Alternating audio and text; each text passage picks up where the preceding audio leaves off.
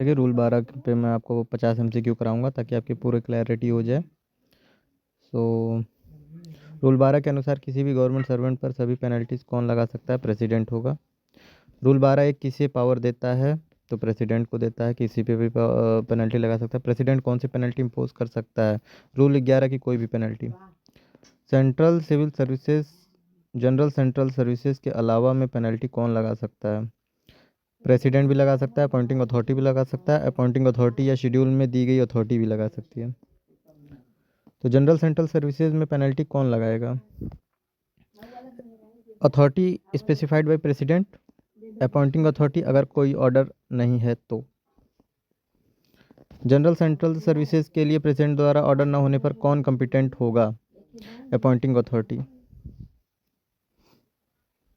Group C, central services को छोड़कर कर्मचारी अगर मिनिस्ट्री में कार्यरत है तो पेनल्टी कौन देगा?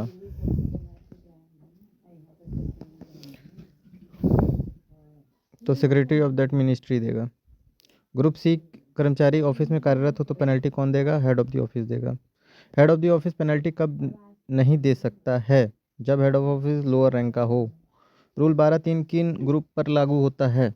ग्रुप सी और डी। 12(3), 12(3) किस सर्विसेज को एक्सक्लूड किया गया है? 12(3), 12(3) में central C S central services को CSCS इसका था मेजर पेनल्टी रूल 11 की कौन सी क्लॉज में है? 5 से 9 के बीच में। मेजर पेनल्टी सबऑर्डिनेट अथॉरिटी कब नहीं दे सकती है? रूल 12(4)(a) के अनुसार।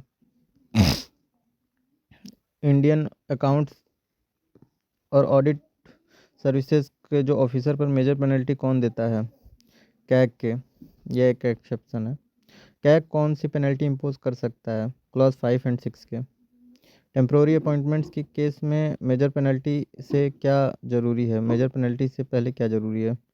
कंसल्टेशन। टेम्प्रोरी अपॉइंटमेंट्स में कंसल्टेशन किस अथॉरिटी से होगी? ओरिजिनल कंपिटेंट अथॉरिटी से। टेम्प्रोरी अपॉइंटमेंट्स का रूल किस सब रूल में है? टेम्प्रोरी अपॉइंटमेंट्स का रूल 12(4)(b) में है। लबासना प्रोबेशनर पर पेनल्टी कौन लगा सकता है? डायरेक्टर लबासना। लबासना प्रोबेशनर पर कौन सी पेनल्टीज लग सकती है? क्लॉज 1 और 3 का। लबासना प्रोबेशनर पर पेनल्टी देने में कौन सी प्रोसीजर फॉलो होगी? रूल 16। प्रोबेशनर की डिफिनीशन कहाँ दी गई है? एक्सप्लेनेशन 1 में। प्रोबेशनर का अर्थ क्या है? Appointed on probation to central civil services. Promotion के बाद डिसिप्लिनरी पर्पज़ के लिए एम्प्लॉय किस ग्रुप का माना जाएगा? हायर ग्रुप का।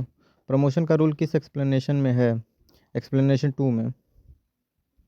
प्रमोशन प्रोबेशन पर हो तो भी एम्प्लॉय किस ग्रुप का माना जाएगा? न्यू हायर ग्रुप का। रूल 12 किससे संबंधित है? पेनल्टीज से। सॉरी, रूल 12 डिसिप्लिनरी अथॉरिटी से, पेनल्टीज रूल 11 से। शेड्यूल किस रूल से जुड़ा है? रूल 12 से। शेड्यूल का उद्देश्य क्या है?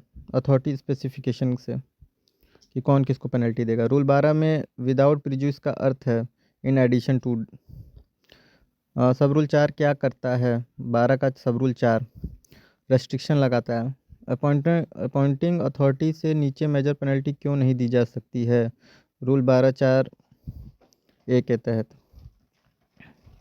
ग्रुप डी एम्प्लॉय पर सेक्रेटरी कब पेनल्टी देगा? When posted in ministry. Head of office penalty देता है जब एम्प्लॉय कहाँ कार्यरत हो? ऑफिस में। रूल 12 किस एक्ट के अंतर्गत आता है? CCA rule 1965। रूल 12 में पेनल्टीज किस रूल से रेफर की गई है? रूल 11। क्लॉज 5 to 9 पेनल्टीज क्या कहलाती है? Major penalties. 12(2) किसके अधीन है? 12(4). रूल 12(3) किसके अधीन है? 12(4). वैसे ये दो क्वेश्चन मुझे सही नहीं लग रहा है। जनरल सेंट्रल सर्विसेज एम्प्लॉय पर पेनल्टी देने का डिफॉल्ट अथॉरिटी कौन है? Appointing authority. Indian accounts, audit accounts, ये सब में कौन सर्विसेज में है? ऑडिट, ये सब ऑडिट अकाउंट्स के अंतर्गत आई ए और AS का। रूल 12 में कैग का रूल कहाँ आता है? रूल 12(4)(a) में। टेम्प्रोरी अपॉइंटमेंट्स वाला प्रोविज़न क्यों है? अथॉरिटी कंफ्लिक्ट अवॉइड करने हेतु। 12 की, अरे यार ये तो कोई मतलब नहीं है, इसको छोड़ाओ हटाओ। रूल 12 में टोटल कितने सब रूल्स हैं? 4 हैं। रूल 12 में टोटल 4 हैं। एक्सप्लेनेशन कितनी है? 2 एक्सप्लेनेशन है। डायरेक्टर लबासना किस रूल के तहत पेनल्टी दे सकता है? 12(4)(c). रूल 16 किसके संबंधित है? 16 तो minor penalty procedure. Promotion temporary तब भी डिसिप्लिनरी ग्रुप क्या होगी? हायर। रूल 12 का कोर थीम क्या है? Authority to impose penalty. Okay, thank you.